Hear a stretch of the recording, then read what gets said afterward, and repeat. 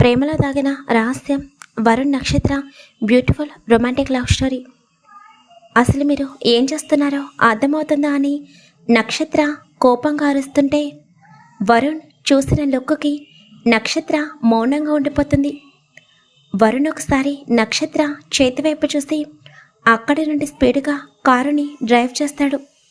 రాక్షసుడు, waste fellow, ఒక అమ్మాయితో ఎలా బిహేవ్ చేయాలో కూడా అర్థం కాదు వీడికి అని నక్షత్ర మాత్రం మనసులో వరుణ్ణి తిట్టుకుంటూ ఉంటుంది. ఒక పక్క తన హ్యాండ్ చాలా పెయిన్గా అనిపిస్తుంది. కనీసం హాస్పిటల్కైనా వెళ్దామని అనుకుంటే వీడేమో ఎక్కడికో తీసుకుని వెళ్ళిపోతున్నాడు. హ్యాండ్ చాలా పెయిన్ వస్తుంది అని తన హ్యాండ్ వైపు చూసుకుంటుంది. తన హ్యాండ్ మొత్తం రెడ్ కలర్లో కనిపిస్తుంటే దానికి తోడు బ్యాంగిల్ పీసెస్ కూడా కనిపిస్తుంటే అబ్బా చాలా లోతుగా గుచ్చుకున్నాయి. వీటిని తీయడం నా వల్ల అయితే కాదు. ఇంకా వీటిని తీసేటప్పుడు ఎంత పెయిన్ వస్తుందో. ఆ కమల్ గురించి తెలిసిందే కదా, ఎప్పుడూ ఇలాగే ఏదో ఒకటి వాగుతూ ఉంటాడు అనవసరంగా. ఈరోజు తన లిమిట్ని ఇంకొంచెం క్రాస్ చేసి మాట్లాడాడు. వీడిని తప్పించుకుని హాస్పిటల్కి ఎలా వెళ్ళాలి అని నక్షత్ర భయంగా మనసులో అనుకుంటూ ఉంటుంది. ఒకవేళ నా హ్యాండ్ని చూసి హాస్పిటల్కి తీసుకుని వెళ్తున్నాడా అని నక్షత్ర ఆలోచిస్తూ ఉంటుంది. కొంత సమయం తర్వాత కారు ఆగగానే నక్షత్ర బయటకు చూస్తుంది. అది వాళ్ళుండే ఫామ్ హౌస్ అని అర్థమవగానే హాస్పిటల్కి తీసుకుని వెళ్తాడనుకుంటే ఇంటికి తీసుకుని వచ్చాడేంటి? ఇప్పుడు ప్రియా కనుక చూస్తే లేదు, ముందు నేను వెంటనే స్పీడ్గా రూమ్లోకి వెళ్ళిపోవాలి, లేకపోతే అనవసరంగా ప్రియా దగ్గర బుక్ అయిపోతాను.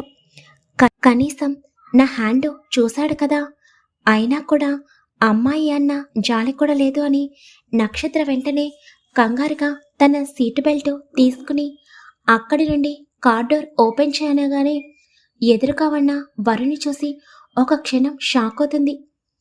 వీడెప్పుడు దిగేశాడు, ఇప్పుడేంటి మళ్ళీ నాకు అడ్డుగా వచ్చి నుంచున్నాడు అని నక్షత్ర అయోమయంగా వరుణ్ వైపు చూస్తుంటే వెంటనే వరుణ్ నక్షత్రని మళ్ళీ ఎత్తుకుని తన రూమ్ వైపుకి అడుగులు వేస్తుంటే నక్షత్ర భయంగా వరుణ్ వైపు చూస్తూ, ఏం చేస్తున్నారు మీరు?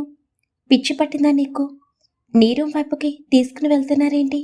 నన్ను వదలండి అని నక్షత్ర వరుణ్ చేతిలో తన రెండు కాళ్ళని ఊపుతూ ఉంటుంది.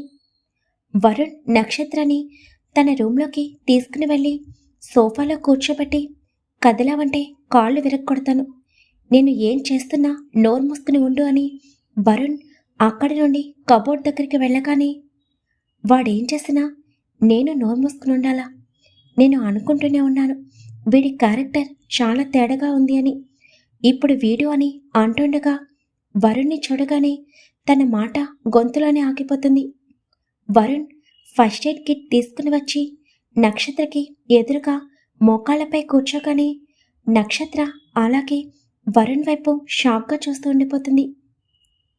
వరుణ్ నక్షత్ర మోచేతి దగ్గర పట్టుకుని నెమ్మదిగా తన చేతి వైపు చూస్తూ ఉంటాడు. అసలు ఏం చేస్తున్నాడు తను? నన్ను ఇక్కడికి తీసుకుని వచ్చింది ఎందుకా? అందులోనూ ఇతను నా ముందు మోకాలపై కూర్చోవడం ఏంటి అని నక్షత్ర మనసులో అనుకుంటూ అలాగే ఆశ్చర్యంగా వరుణ్ వైపు చూస్తూ ఉంటుంది. పెయిన్ ఉంటుంది, ఎక్కువగా టెన్షన్ పడుకొని వరుణ్ నక్షత్ర వైపు చూసి చెబుతున్నా కూడా నక్షత్ర అవేమీ వినే పరిస్థితులు లేదు. వరుణ్కి అర్థమవుతుంది నక్షత్ర షాక్లో ఉంది అని. ఇంకా తను లేట్ చేస్తే బ్లడ్ లాస్ అవుతుంది అని ఇంకా వరుణ్ నెమ్మదిగా నక్షత్ర చేతిలో గుచ్చుకున్న గాజు పీస్ని నెమ్మదిగా లాగేసరికి నక్షత్ర ఒక్కసారిగా అమ్మ అని అరుస్తూ వరుణ్ షోల్డర్ని గట్టిగా పట్టుకుంటుంది. వరుణ్ ఒక క్షణం నక్షత్ర వైపు చూస్తాడు. నక్షత్ర గట్టిగా కళ్ళు మూసుకుని ఉంటుంది, కానీ ఆ పెయిన్కి తన కళ్ళల్లో ఒక్కసారిగా నీళ్లు తిరుగుతాయి. ఇంకా వరుణ్ నెమ్మదిగా ఒక్కొక్క గాజు పీస్ తీస్తుంటే నక్షత్రకి మాత్రం ఆ క్షణం నరకం అంటే ఏంటో తెలుస్తుంది. వరుణ్ చాలా నెమ్మదిగా నక్షత్ర చేతిలో ఉన్న గాజు పీసెస్ అన్నీ కూడా తీసేసి ఒక బౌల్లో వాటర్ తీసుకొచ్చి నక్షత్ర చేతిపై వేయగానే నక్షత్ర చేతిలో ఇంకా ఎటువంటి గాజు పీసెస్ లేవని అర్థమవుతుంది. కానీ ఇంకా నక్షత్ర చేతుల నుండి బ్లడ్ రావడం చూస్తుంటే వరుణ్కి చాలా చిరాకు అనిపిస్తుంది. ఆ టైంలో తను ఎందుకు అంత టెన్షన్ పడుతున్నాడో తనకి కూడా అర్థం కాదు. ఇంకా వరుణ్ కాటన్తో నెమ్మదిగా నక్షత్ర చేతిని క్లీన్ చేసి తన చేతికి ఆయింట్మెంట్ రాసి బ్యాండేజ్ వేస్తాడు. నక్షత్ర మాత్రం అలాగే వరుణ్ షోల్డర్పై తన చేతితో గట్టిగా పట్టుకుని వరుణ్ తన హ్యాండ్కి ఫస్ట్ ఎయిడ్ చేస్తున్నంతసేపు కూడా ఏడుస్తూనే ఉంటుంది. ఇంకా వరుణ్ మొత్తమంతా బ్యాండేజ్ వేసి నక్షత్ర వైపు చూస్తూ, నీకు కొంచెం కూడా బుద్ధి లేదా? వేరే వాడిపై అంత కోపం ఉంటే నిన్ను నువ్వు గాయం చేసుకుంటావా అని వరుణ్ గట్టిగా అరిచేసరికి నక్షత్ర నెమ్మదిగా కళ్ళు తెరుస్తుంది. చూడు, ఎదుటి వాళ్ళపై కోపం ఉంటే వాళ్ళకి బుద్ధి వచ్చేటట్టు చెప్పాలి, కానీ నిన్ను నువ్వు గాయం చేసుకోకూడదు. ఇంకొకసారి ఇలాంటి పిచ్చి పనులు చేశావంటే అస్సలు ఊరుకోను అని వరుణ్ అంటుంటే నక్షత్ర మాత్రం అలాగే ఆశ్చర్యంగా వరుణ్ వైపు చూస్తూ ఉంటుంది. అసలు ఇతను ఏం మాట్లాడుతున్నాడు? ఎందుకు నాపై ఇంత కేరింగ్ చూపిస్తున్నాడు? అసలు ఏమీ అర్థం కావడం లేదు అని నక్షత్ర అనుకుంటూ ఇంతలో తన హ్యాండ్ వరుణ్ షోల్డర్పై ఉండటం చూసి స్పీడ్గా తన హ్యాండ్ని వెనక్కి తీసుకుంటుంది. నక్షత్ర కంగారు చూసి ఇంకా వరుణ్ లేచి అక్కడి నుండి టాబ్లెట్ తీసి నక్షత్రకిస్తూ ఇది వేసుకో అని అంటుంటే ఏం టాబ్లెట్ అని నక్షత్ర అనుమానంగా అడుగుతుంది. నక్షత్ర అడిగిన ఎక్స్ప్రెషన్స్కి వరుణ్కి కోపం రాగా వెంటనే పక్కనే ఉన్న వాటర్ బాటిల్ తీసుకుని నక్షత్ర 2 బుక్కలు నొక్కిపెట్టి వెంటనే టాబ్లెట్ వేసి వాటర్ పోసేస్తాడు. రాక్షసుడు, జస్ట్ ఏం టాబ్లెట్ అని అడిగాను అంతే కదా అని నక్షత్ర టాబ్లెట్ని మింగలేక మళ్ళీ వాటర్ తీసుకుని స్పీడ్గా తాగుతుంది. వరుణ్ టాబ్లెట్ షీట్ నక్షత్ర వడిలో విసిరేసి ఇప్పుడు ఖాళీగా చూసుకో, ఇది దేనికి సంబంధించిందో అని అక్కడి నుండి ఫస్ట్ ఎయిడ్ బాక్స్ తీసుకుని వెళ్ళి కబోర్డ్లో పెట్టి నక్షత్రకి కొంచెం గ్యాప్ ఇచ్చి కూర్చుని తన ల్యాప్టాప్ ఓపెన్ చేసి వర్క్ చేస్తూ ఉంటాడు. నక్షత్ర ఆ టాబ్లెట్ వైపు చూస్తూ, నేనేమైనా డాక్టర్నా ఏంటి? ఈ టాబ్లెట్ ఏంటో నాకెలా తెలుస్తుంది? అయినా మీరు డాక్టరా?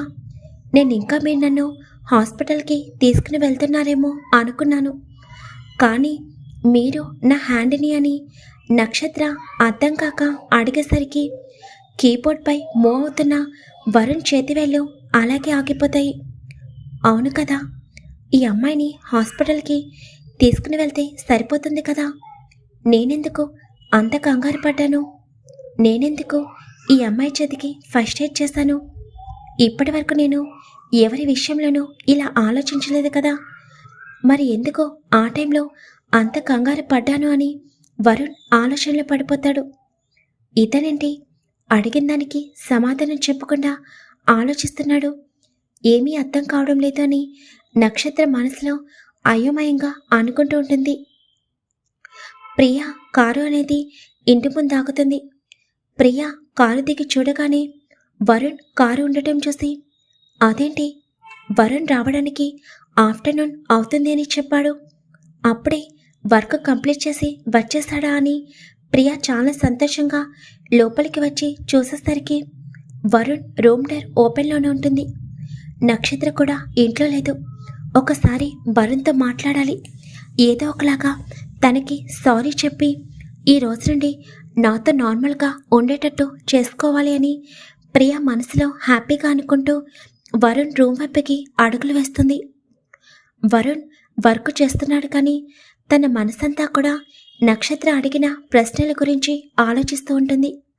నక్షత్ర మాత్రం అలాగే కూర్చుని వరుణ్ వైపు చూస్తూ, లేదు, అసలు ఇతను ఎందుకలా ప్రవర్తించాడో తెలుసుకోవాలి.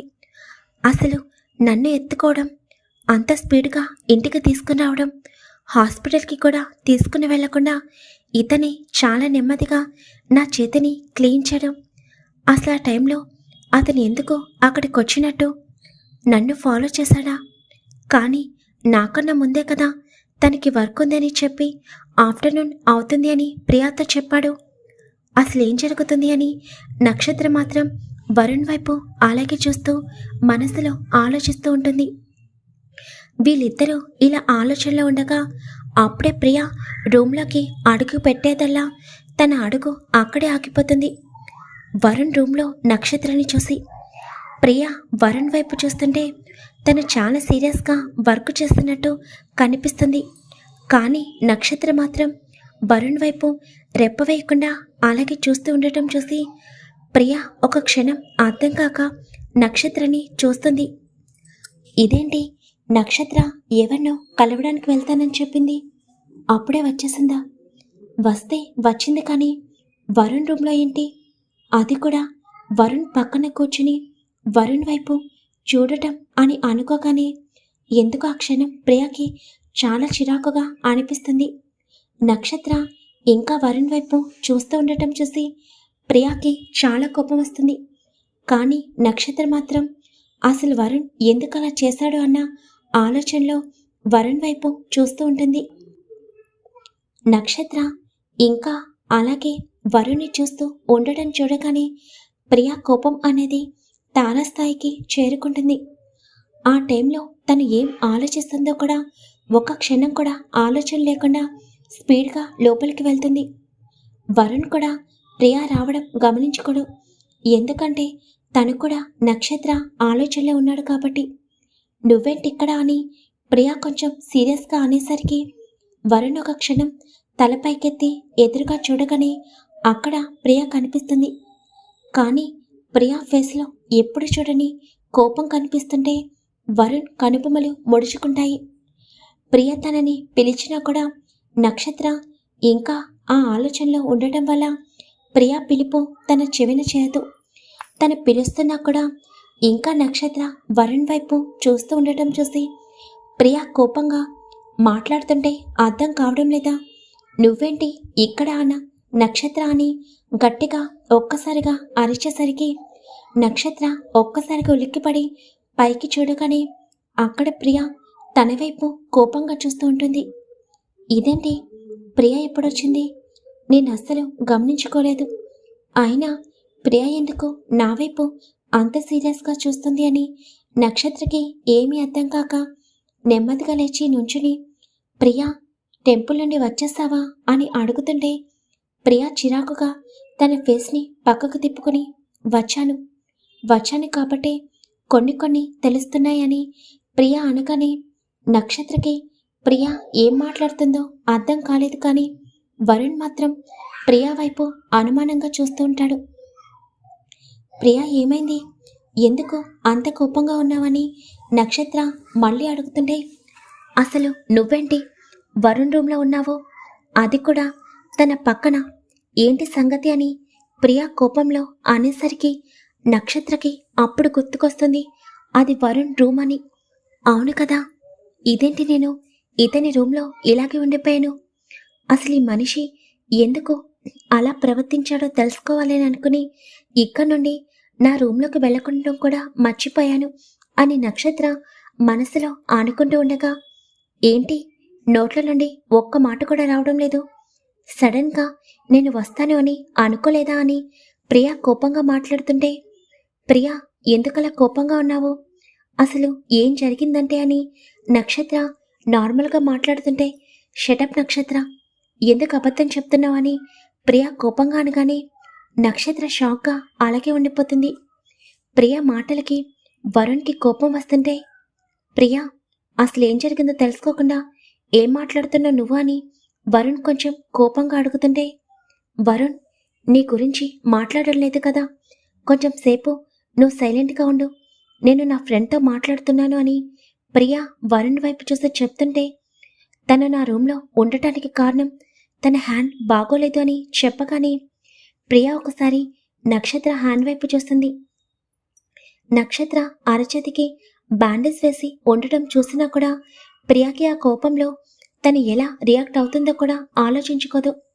ప్రియా నక్షత్ర వైపు చూస్తూ ఏంటి నక్షత్ర, నేను ఇంట్లో లేనప్పుడు మాత్రమే నీ చేతికి ఇలా గాయం అవుతున్నాయా ఏంటి? నిన్న నేను ఇంట్లో లేనప్పుడు నీ తలకి గాయమైంది, ఈరోజు నీ చేతికి గాయమైంది. నార్మల్గానే అలా జరుగుతుందా, లేకపోతే కావాలని అని అనగానే నక్షత్ర ఒక్కసారిగా కోపంగా ప్రియా వైపు చూస్తుంది. ప్రియా అన్న మాటకి వరుణ్ చేతి పిడికిలి గట్టిగా బిగుసుకుంటుంది. ప్రియా, ఏం మాట్లాడుతున్నా నువ్వు? నేను నా అంతటా నా చేతికి నువ్వు లేని టైంలో గాయం చేసుకోవడం ఏంటి? ఈ చేతికి గాయం చేసుకుంది నేనే, కాదని అనడం లేదు. కానీ అని నక్షత్ర ఏదో చెప్పబోతుంటే, ఇంకాపు నక్షత్ర, నేనేమో నిన్ను నమ్మి నా ప్రాణ స్నేహితురాలివి అని ఇక్కడ ఉండనిస్తే నువ్వేమో నన్నే మోసం చేయాలని చూసావు. ఇంకా ఎందుకు నన్ను మోసం చేయాలని చూస్తున్నావు? కావాలని వరుణ్ దృష్టిలో పడాలి అనే కదా ఇదంతా చేస్తున్నావని ప్రియా కోపంగా అనేసరికి, ప్రియా అని నక్షత్ర కోపంగా తన చేతిని ప్రియా చెంప వరకు తీసుకుని వెళ్ళి వెంటనే తన చేతిని కిందకి దించేస్తుంది. నక్షత్ర ఒక క్షణం బాధగా కళ్ళు మూసుకోగానే తన కంట్లో కన్నీళ్లు చేతాయి. ఇప్పుడు నేను ఏం చెప్పినా నువ్వు వినే పరిస్థితుల్లో లేవు ప్రియా. ఇందాకటి నుండి నువ్వు కోపంగా ఉంటే ఏంటో అనుకున్నాను, కానీ ఇప్పుడు అర్థమవుతుంది. అంటే నేను నిన్ను మోసం చేస్తూ వరుణ్ గారికి దగ్గరవ్వాలని చూస్తున్నానని. ఇదే కదా నువ్వు అనుకుంటున్నావు? ఇప్పుడు చెప్తున్నాను విను. నేను ఇక్కడ ఉండడానికి రీజన్ ఉంది, కానీ ఆ విషయం నీకు చెప్పాలని అవసరమైతే నాకు లేదు.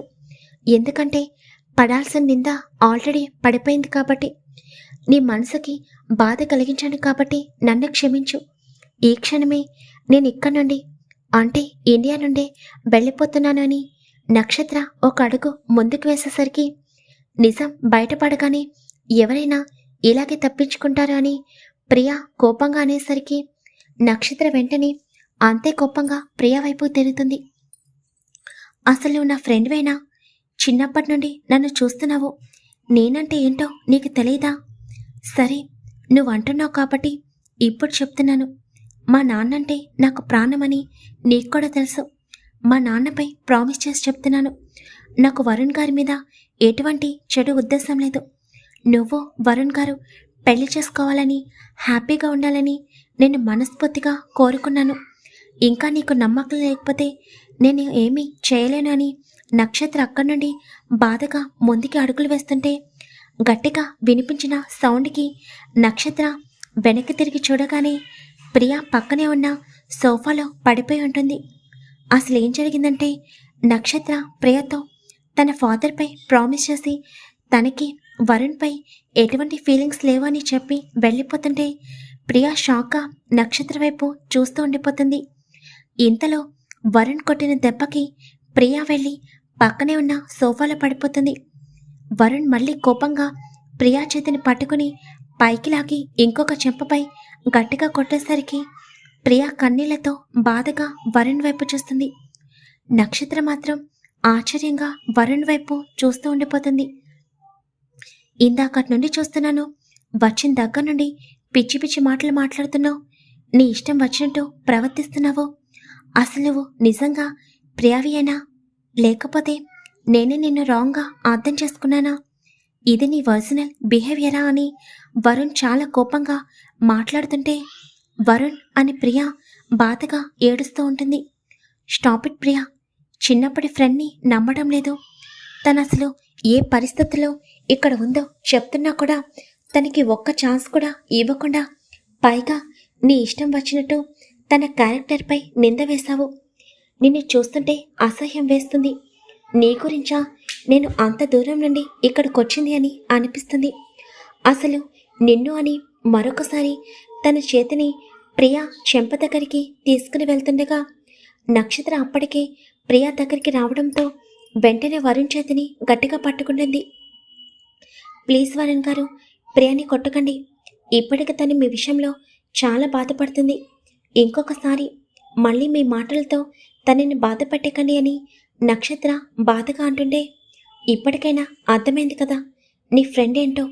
ఇది నీ ఫ్రెండ్ క్యారెక్టర్. నువ్వు తనని ఇన్ని మాటలు అన్నా కూడా నువ్వు బాధపడకూడదని చూస్తుంది. అసలు నిజమేంటో తెలుసుకుంటే ఒక్క క్షణం కూడా నిన్ను నువ్వు క్షమించుకోలేవు అని వరుణ్ కోపంగా అనేసరికి, వద్దు వరుణ్ గారు, ప్లీజ్, నేను ఇక్కడ నుండి వెళ్ళిపోతాను.